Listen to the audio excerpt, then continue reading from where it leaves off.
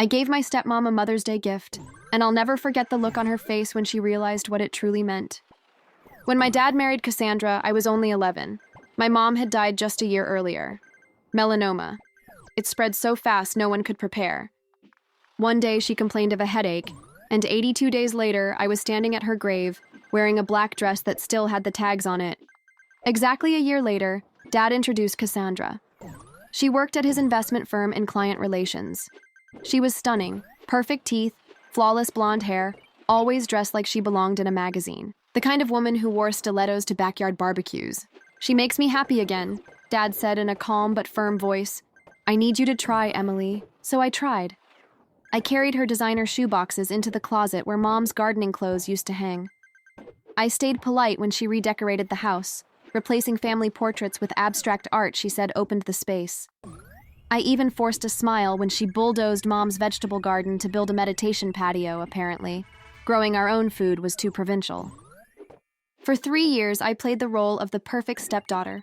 I wore the dresses Cassandra bought me, went to her corporate events, and let her friends gush about how mature I was for 14. I buried my grief beneath straight A's and practiced smiles. Dad didn't notice I'd stopped laughing.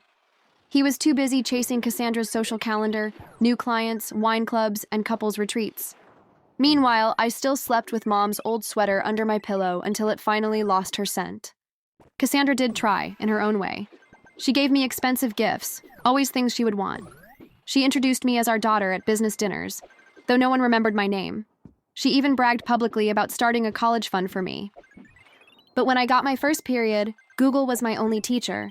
And when nightmares of Mom's death woke me at night, it was our dog who comforted me, not her. The breaking point came during my sophomore year. I landed the lead role in the school play, the first thing that had truly excited me since Mom died. But opening night fell on the same day as Cassandra's charity gala.